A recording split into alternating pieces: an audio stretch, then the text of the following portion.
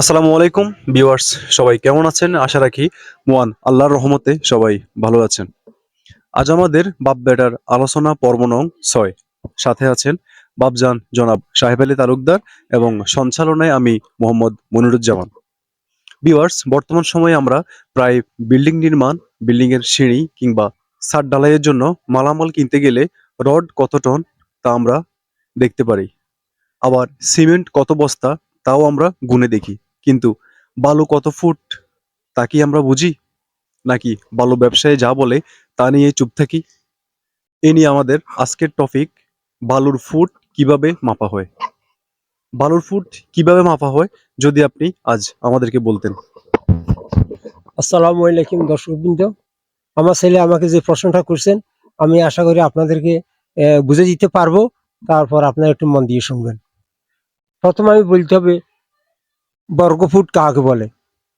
ফুটে ফুটে অর্থাৎ প্রস্থ দৈর্ঘ্য প্রস্থ ফুটে ফুটে গুণন করলে যে ক্ষেত্রফল পাওয়া যায় এটাকে বলা হয় বর্গফুট। কিন্তু দৈর্ঘ্য প্রস্থ এবং তল তিনটা জিনিস আছে মাপের। দৈর্ঘ্য প্রস্থ এবং তল মানে উচ্চতা, তাইলে তিনটা লাগে। যখন তিনটা হবে তখন হবে যায় আমাদের গণফুট। আর যদি ফুটে ফুটে গুণন করা হয় তাহলে এটা হচ্ছে বর্গফুট।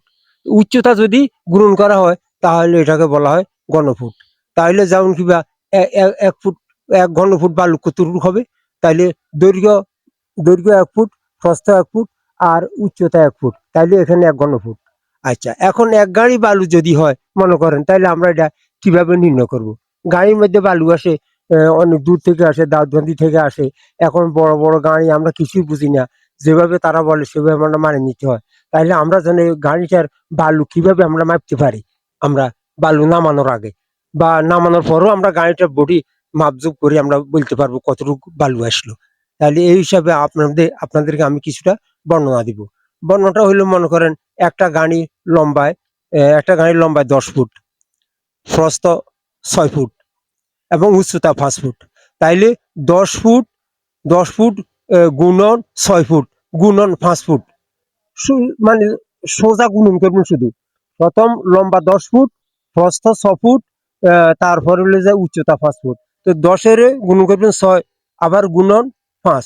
10 গুণন 6 গুণন 5, তিনটার ক্ষেত্রফল দাঁড়াবে 300 ঘনফুট। ঘনফিট। আচ্ছা, আপনি বলছেন যদি লম্বায় হচ্ছে 10 ফিট, তারপর পাশে হচ্ছে 6 ফিট, তারপর উচ্চতা হচ্ছে 5 ফিট যদি হয় তাহলে এটা 300 ঘনফিট হবে গুণ করলে।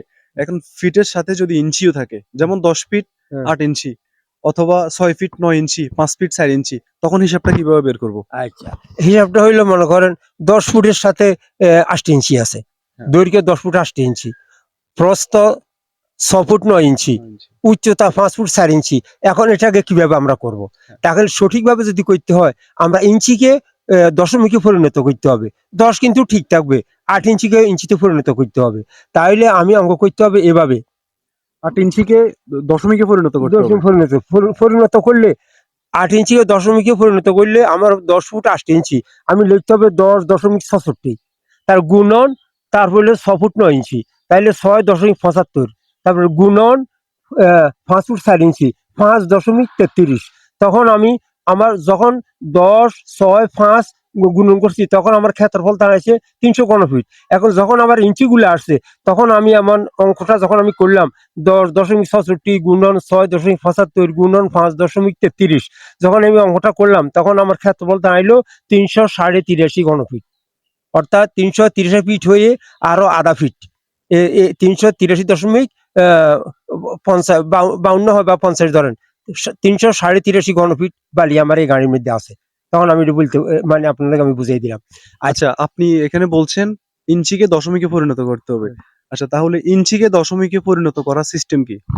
ইঞ্চিকে দশমিকে মানে দশমিকে রূপান্তরিত করতে হলে আমার 1 ফিটকে আমি 12 দিয়ে ভাগ দিতে হবে, যেহেতু 12 ইঞ্চি 1 ফিট। যখন আমি 12 দিয়ে ভাগ দিব তখন আমার 8-12-96।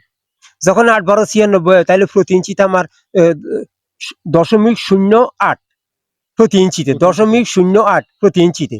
আর যদি 8-12-96 আরো 4 থাকে না, তাহলে 24-এর বেলায় 1 ইঞ্চি 1 পয়েন্ট যোগ হবে, 50-এর বেলায় 1 পয়েন্ট যোগ হবে, 75-এর বেলায় 1 পয়েন্ট যোগ হবে, এবং 100-তে 1 ফিট পুরো হয়ে গেল।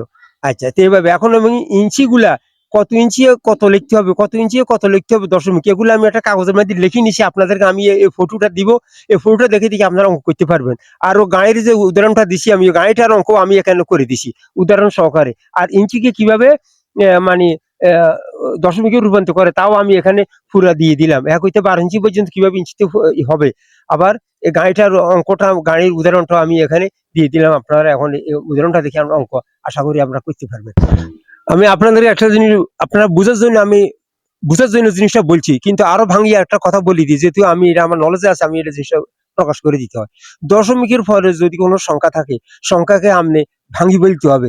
যেমন কিবা 1 ইঞ্চিতে আহ, দশমিক 08, 2 ইঞ্চিতে দশমিক 16, কিন্তু আমি বলছি মনে করেন 3 ইঞ্চিতে হইলো দশমিক 25, 4 ইঞ্চিতে দশমিক 33, কিন্তু আমি বলছি 4 ইঞ্চিতে বলছি দশমিক 33, কিন্তু হবে 4 ইঞ্চিতে দশমিক 33, অর্থাৎ সংখ্যাকে ভাঙি ভাঙি বলতে হবে।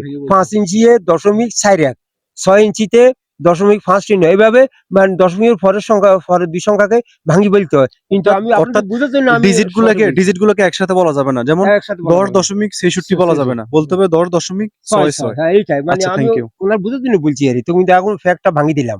আচ্ছা দর্শক, যদি আজকের ভিডিও আপনাদের বিন্দু মাত্র উপকার হয়ে থাকে অবশ্যই জানাবেন, আর শেয়ার করে সবাইকে দেখার সুযোগ করে দিবেন।